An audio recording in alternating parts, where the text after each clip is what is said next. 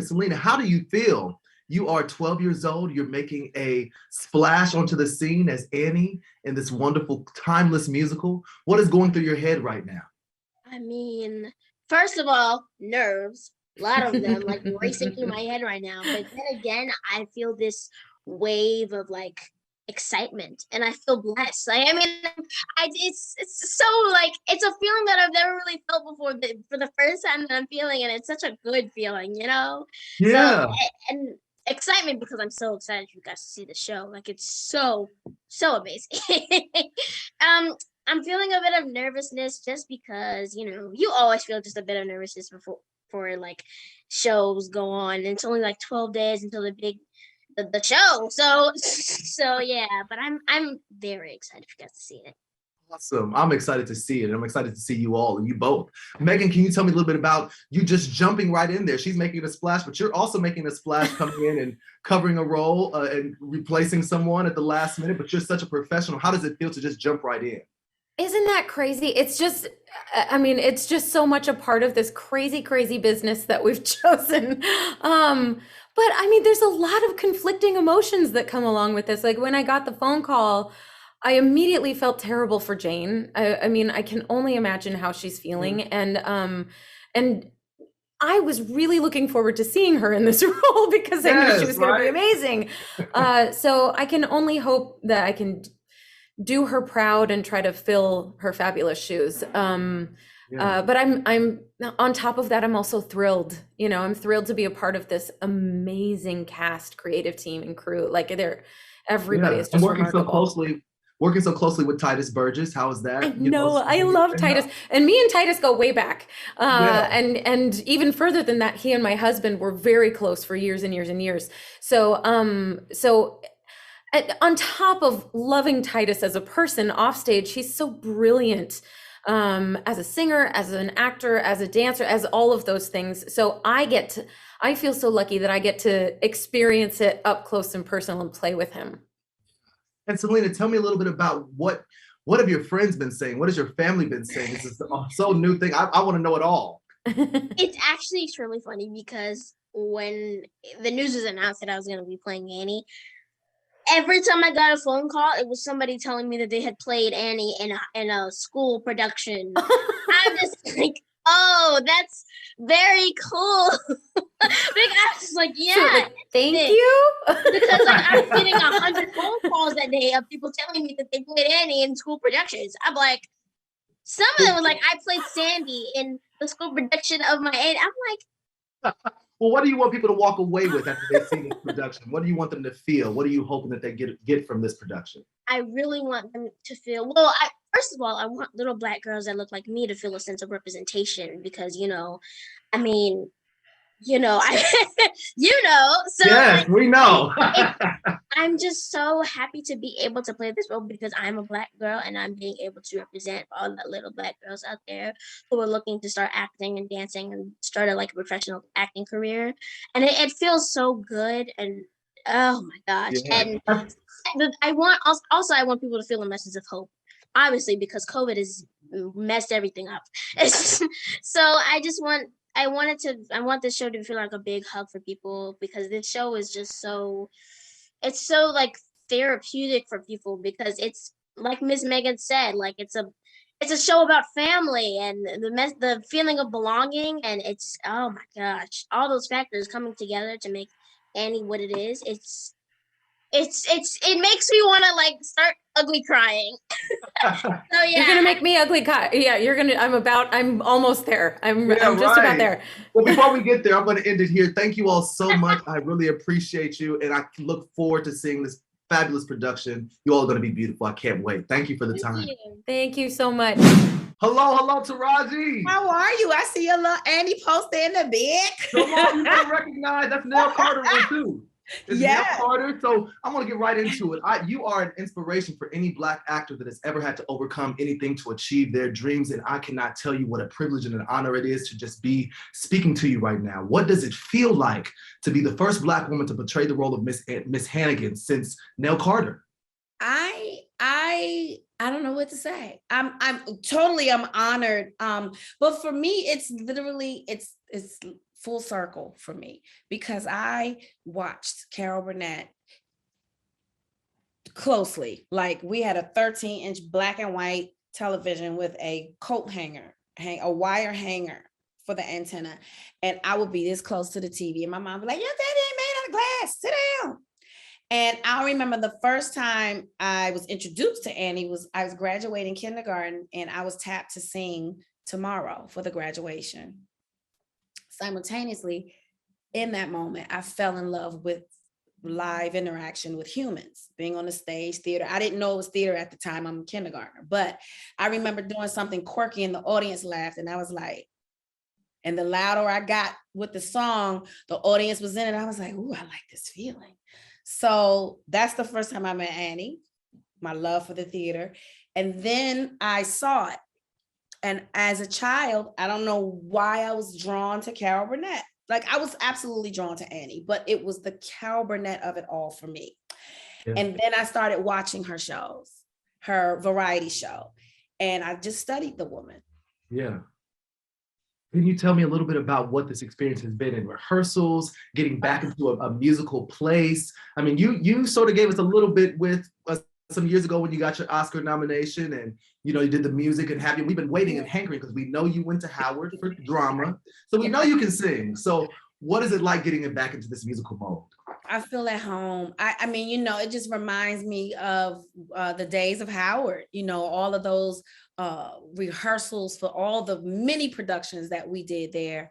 And I feel at home on the theater, on the stage. That's really where I trained. That's where I feel most comfortable because I'm a people person, if you ever noticed, and I love humans and I love human interaction. And that's the difference between being on a live theater stage as opposed to being on a set with a cold camera staring at you, as opposed to humans laughing right away or giving you like some energy and you give it right back.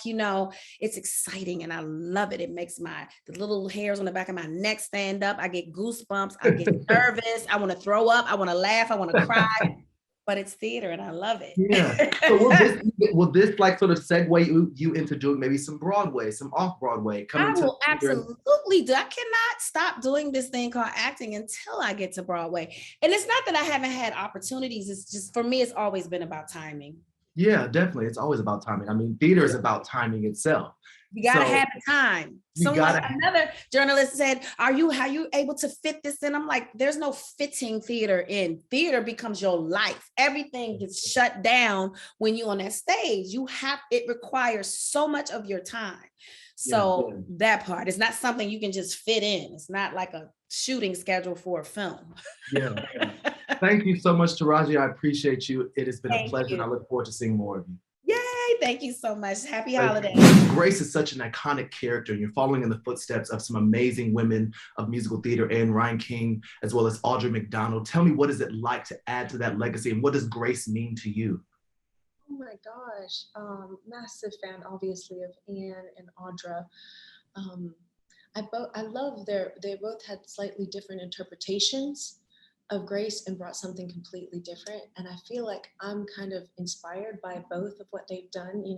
They've actually brought back We Got Annie for this, and we kind of made it our own, completely different. And we kind of like added some, like, I'm a spicy girl, so we added some hot sauce. Yeah. Chili flakes to that. And then, Audra, I'm just in love with her and her voice. Always been inspired by her. So having our little moments, our really sincere, heartful moments musically with, I was gonna say Harry, but with Daddy Warbucks or Oliver Warbucks and Annie and Grace. She just symbolizes, grace and heart, hope, but also strength and support and love. And same question for you, Harry. You're following in the footsteps of a major legacy. Albert Feeney, as well as Jamie Foxx, did this role a couple of years back. What do you think is so special about this particular role, and what are you bringing to it? And how do you feel about Oliver Warbucks? I think it's such a classic American role. I mean, it goes back to the 20s, and this image of this, billionaire, bald man, tough guy, self-made, those are all things that everybody knows. And obviously, you know, Jamie's a brilliant actor, and Albert Finney did an incredible job. And you know, what I try to do, just like Nicole, is to bring my own humanity and experience to it, and that takes time. It takes a lot of thought and insight and preparation, and over time you just kind of build it into something that is an accurate representation of what the original book writers wanted, but you know, you bring your own flair to it, and that's really an exciting process to me. And can you tell me, what do you want people to walk away with? I'll start with you, Nicole. What are you hoping that the people are inspired by or walk away with from this particular production? I mean, it's such, you know, you got the poster on the wall, you know, it's such beautiful music. I love the lyrics. You know, we were singing Tomorrow the other day, and just, I'll never get and maybe, I mean, the lyrics are just so beautiful. Just of hope. You know, we've been through a lot the past few years or so, hopefully some healing and joy. And it's just a really heartwarming musical, and that people are inspired. You know, theater is back and we're bringing it to your homes. So. Yeah. Wonderful. And Harry, last question is for you. Can you tell me what's your favorite part at this point in time? What do you think will be the most fun performing during this production? It's really tough to say. There's a lot of surprises that Neil Marin and Bob Greenblatt have brought to the table in terms of how they're going to present this show. A lot of things I think people are going to be slack-jawed over. I mean, I'm sitting here, you know, talking to you with Nicole, and I mean, just, you know, she's an amazing talent, and I know most people know that, but for the people who don't, I think they're going to be mesmerized by, you know, how broadly talented she is. And so we get to do stuff together. We get to sing together and dance together and act together, and it's a joy. And what she brings to it, you know, it makes it so fun and easy for me to play off of. I think there's a lot of nuance to this production that I think people will appreciate. They'll see everything that they're familiar with, all the great songs and the great characters. And there's a level of detail that maybe you might not be able to see on stage, or maybe because it's live, you won't get to see in a film. So it's just a different presentation, and I'm just excited to be able to be a part of it. Yeah, and you guys are going to be blown away by Harry. When you asked him that question, I was just beaming, because I was like, y'all don't even know what's coming to you. Like, every day I'm surprised by that man. We all are. We're just in awe. But oh, thank you, Nicole. I won't feel his head anymore. Awesome. Thank you all so much for the time. I appreciate you. Hi, my name is Drew Shade, and I'm with BWYBLK. What's going on, Tituss? How are you? I'm great, Andrew. How are you doing? I can't complain. I'm here with you. Like, you know, one of my favorite places is with you. This is Tituss Burgess. You are doing Annie live. How does that feel for you? Like, what is that coming back to your musical? Well, you really didn't leave your musical roots, but coming back to it in this way, how does that feel for you? Well, I never had the opportunity to play a villain before, so this is really kind of fun and delicious. He used to be oily and sinister, and Sergio's choreography is brilliant, and I'm not a dancer, but he makes me feel so confident. So I'm excited to actually like dance a little. So it's exciting. Yes, it is. You're playing Rooster, who is the brother of Mrs. Hannigan, the Taraji P character, Taraji P. Henson's character in this particular rendition of Annie. How does it feel to be working with Taraji again? This is my second or third time working with her. It's like an old hat. You know, she is one of the hardest working women I've ever met, and I can say that without a shred of irony. Like, she won't stop until she gets it right, and that is so admirable. We love to see it. What does it feel like to be doing this musical with a new Annie, a new star coming into this particular industry, and sort of working with new talent again, beyond what you've done with television? Sure. Celina is perhaps more of a pro than I ever will be. She feels so calm, and she's handling all of this attention and pressure, and you know, this starring role with such grace and such ease and such poise. So I think if anyone's going to be nervous, it's going to be us and not her. I understand that definitely, because this is like a different experience doing a live musical. But I think once you like just come into it and just go, it'll be one of the best things ever. Can you tell me a little bit about what your favorite part is in rehearsing this musical, and what you think your favorite part might be once you actually get onto stage? Sure. Actually, my favorite part will be going back to watch it because it looks beautiful. And I don't mean to watch my performance, but the set and the lighting design and all of Sergio's choreography is just stunning. And I really genuinely want to see it. And watching live musicals every year has been one of our traditions, as you know. Yes. You know, it's weird this time around being in it, starring in it versus being, you know, on the couch watching everyone and rooting for all of my friends. So yeah. Well, now you're one of those people, and I'll be at home with Pablo, probably watching and rooting you on. But can you tell me too, once it's all said and done, what do you want people to take away from this particular rendition of Annie? Yeah, I said to a couple of other outlets, I don't, what you take away is what you bring to it. I think most importantly, you know, it's more about celebrating the legacy that is Annecy and this grand score, and that it stood the test of time, and it just brings so much joy. You know, we're not out here to prove that we have the most, you know, ambitious, newly thought out, newly formulaic Annie, but rather we are just celebrating what is and what always was, which is a great piece of musical theater. Awesome. Thank you so much, Tituss.